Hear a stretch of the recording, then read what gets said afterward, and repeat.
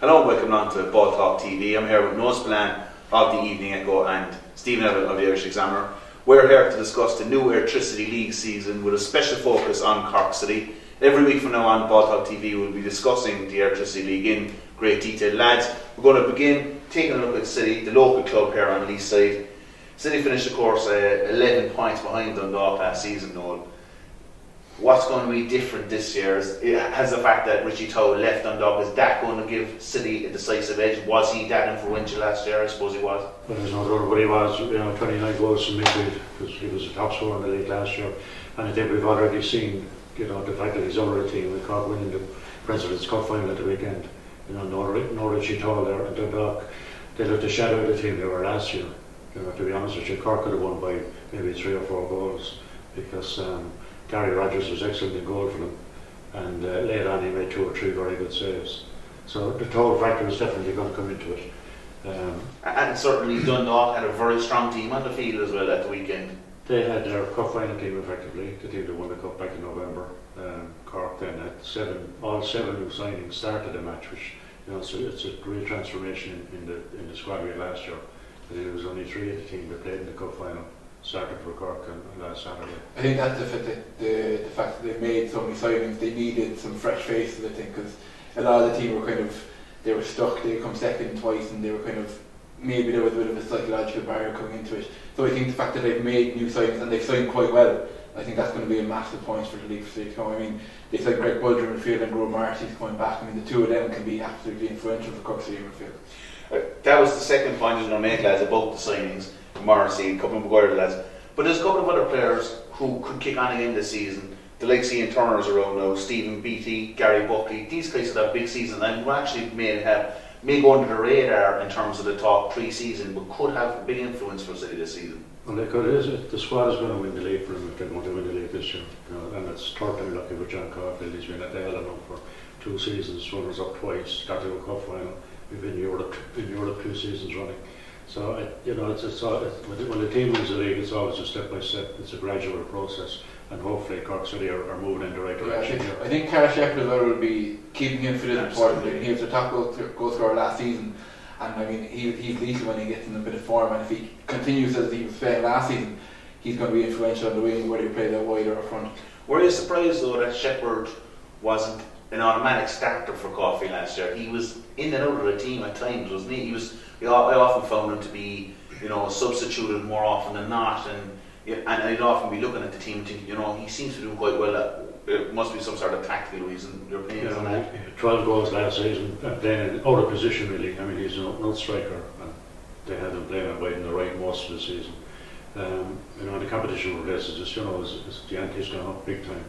There are 4 or 5 strikers, and if John Caulfield decides to play Shepherd as an up-and-out striker, which could well happen. It might be the making of Shepherd. Really. I think their style of play last year, it didn't really suit Shepherd as a lone striker. I mean, some people said it was negative play last year, but they tended to be a little bit cautious last season, and they played Mark Sullivan up front, and I mean he's ideal for that sort of play because he can hold up the ball so well, and he will get goals obviously, but he has to Harry's defender. So I think if he goes for Carl Shepherd up front, it'll be a much more exciting season because Carl Shepherd will be running into the back, they'll be coming short, linking up play.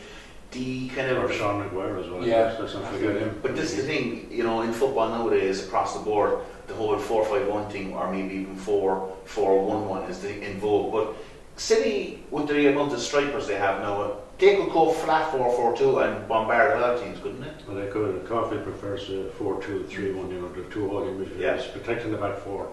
Is that a bit too cautious now? I think it is. Steve says that was our failing last year. We drew too many matches. Matches they could, in hindsight, it's easy to say, but they were matches we could have won, and they were ultra cautious at home in some matches.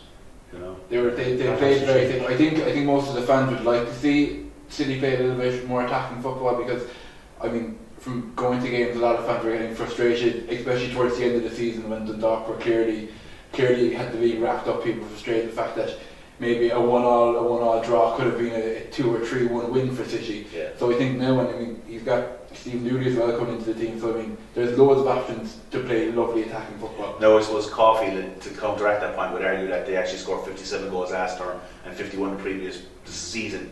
with conceding 25 each season, so there was an improvement there in the statistics in terms of attacking. But moving on, like we just touched on the tactics there, you said you'd like to see an improvement or a less conservative approach at home. You agree? I agree with yourself as a supporter. Well, there's other. What should they do? We'll definitely see that this year because the 7 players that have come in, they're all excellent signings.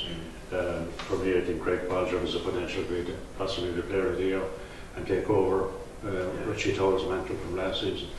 And Cork himself has promised an exciting, adventurous, attacking style of play. So Cork, I think the systems that they'll be going between the systems, and there'll be a smooth transition. This 4-2-3-1, basically that becomes 4-3-3 when you're attacking, when you're on the ball, and then they drift back. But again, if he has to play somebody up front, either Shepherd and Maguire together, Marky Sul with someone, the options are there, so they can, during the course of the game, they can manage the game better, if you know what I mean. It's a very good point that Noel makes, because the size of the squad has improved. There's more players there of top level quality. There's more opportunity to be diverse in the way they play and to play and utilise different systems. Yeah, I think it's an important point as well is that they still have a strong defence. Because City's defence has been excellent, and they did lose Dan Murray and Darren Dennehy, but they got in Kenny Brown, Dave Owen O'Connell from Celtic on loan for the summer, and they still have Jonathan Levy who can play across the back four, and Kavanagh as well at right back. So they still have a very strong defence, which is very important, and for Bennett as well. So I think that mixed in with the new players further up the pitch that have come in, I think it could be an exciting season.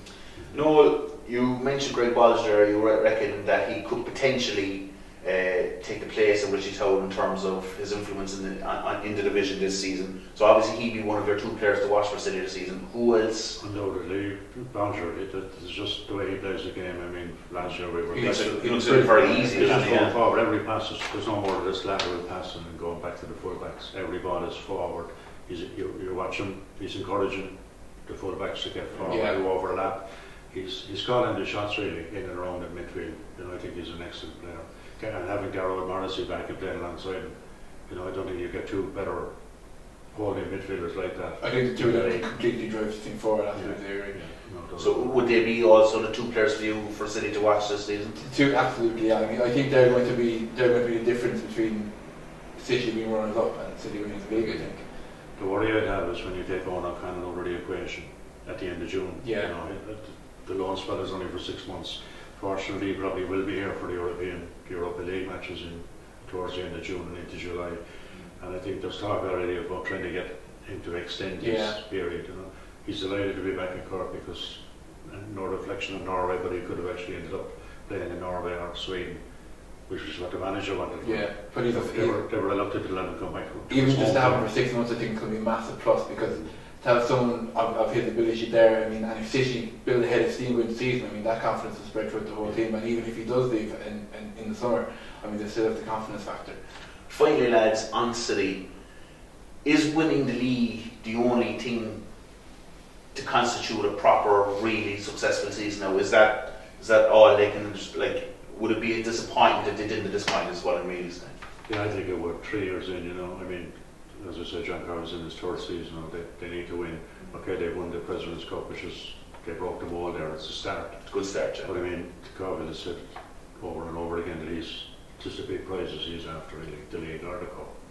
But the league is honestly. I think the league has to be proud. I mean, if they don't win the league, I don't think it's going to be a successful season. Especially that Dundalk have lost Towell. I mean, he was the difference between Dundalk winning the league and losing the league last year. So I think this season, the league is number 1 by a long stretch. There you have it. That's Cork City, a seasonal preview for BallTalk TV. It'll be very interesting to see how the season goes along. We'll be here again next week with more League of Ireland action.